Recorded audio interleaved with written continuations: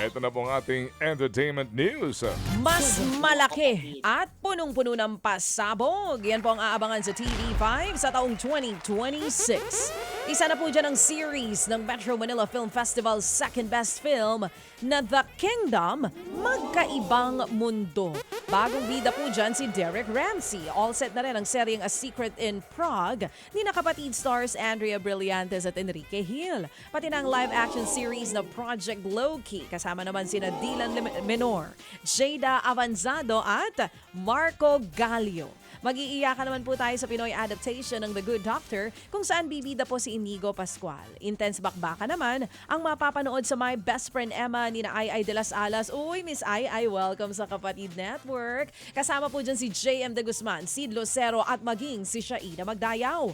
Itotodo na rin natin to kasama si Rufa May Quinto bilang bagong host ng TikTok. Sa Artista Academy naman, hosted by the napakagandang si Julia Barreto at isang dance competition. Ang title po ay Isayaw Mo. Lahat ng mga magagandang shows na yan, mapapanood niyo po mga kapatid sa taong 2026. At mabuhay sa mas pinaganda at mas pinalakas na signal ng TV5.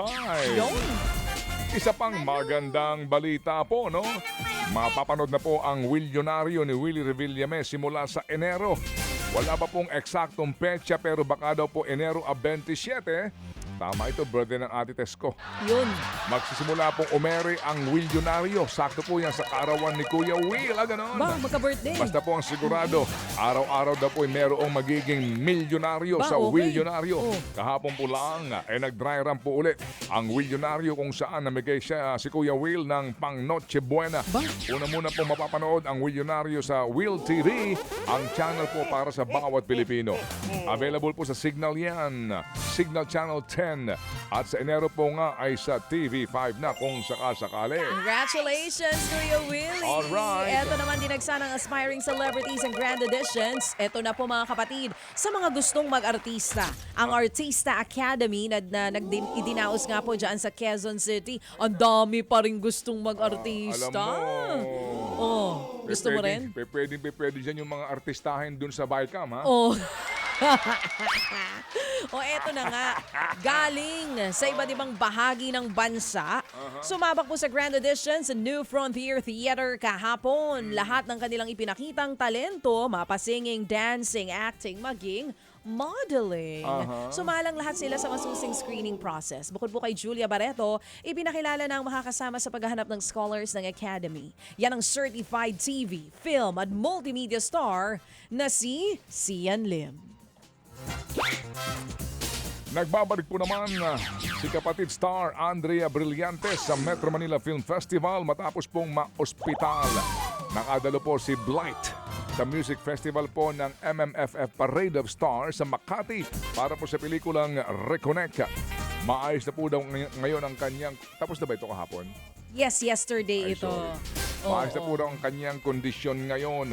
Hindi po nakasama si Blight sa premiere night ng Reconnect dahil po sa siya'y na ospital, hindi na chinika ni Andrea ang ilang pang nangyari. Pero pangako niya, babawi siya sa kanyang mga fans. So Baka kahapon pala yung na-over. Parade of the Stars. Yes, Parade of Stars. Kasama din yung ating pambato na Manila's Finest. Umikot din sila. Doon ba si chairman? Sa malamang, siguro. May Hindi ko sarili masyado siyang float. naaninag eh. Oo, ano? Wow! Talaga? Hindi ko nga, ang tatanong lang ako. Ay, tignan natin. Pahanap May sarili natin bang mga float video. si chairman? Oo. Gagastosan pa ba yun? Yung float ni chairman? Sumakay na lang siya sa float ng iba. Pakisakay na lang. Ito. Naku po. Ikinasal na. Ang 10 taong magkarelasyon na Korean actors na sina Shin Min-ah at Kim Woo-bin. O diba? After 10 years, nagpakasal na po sila. Inanunsyo ng kanilang agency na AM Entertainment na kasal na po ang dalawa sa isang Instagram post. Abot langit ang ngiti ng dalawa sa isang black and white photo kung saan suot ni Shin Min-ah ang strapless wedding gown. Nagpasalamat ang kanilang agency sa patuloy na suportang ipinapakita sa celebrity couple sa kanilang bagong yugto. Sabik din daw ang dalawang artista na Siya pala suklian. yun. Oo, kilala mo? Di ba nasa ano yan? Nasa... Ano, sige. Yung sa... Kaya mo yan. Yung Korean Korean. yung binabaril, pinapatay yung mga contestant. Hindi siya, hindi. Siya ba Di ba? yun? Hindi Squid Game? Hindi Oo, siya yun. hindi Hindi siya yata yun. Squid Kamukha Game lang. ito. Oo. O, yun na nga, sabik din daw po ang dalawang artista na suklian ng pagmamahal Squid ng Game. kanilang fans. Di ba meron doon yung... Squid Games? Oo, yung, di ba magkapatid sila, yung isang bida tsaka yung kontrabida. Oo. Ang papel doon. Hindi ba siya yun? Ibang Squid Games yata yung napanood mo. Ay, sorry. Oo, sige. Okay. Nagsama naman po sina Shinmin at Kim Woo Bin sa hit series na Our Blues noong 2022. Mga kapatid, brothers and sisters, saan ka pa? Dito na tayo sa totoo. Dito na tayo sa True FM. Mga kapatid, mag-subscribe and follow po kayo sa social media accounts ng True Network PH. Yan po kami, hanapin nyo lang True Network PH, Facebook, Instagram, YouTube, TikTok, and podcast. Mapa Apple or Spotify man yan, mahahanap nyo kami. Lahat ng mga napapanood at napapakinggan nyo po sa programa, nasa social media accounts namin yan. So, paano mga kapatid? See you sa social media! Dito tayo sa totoo, tunay at tapat.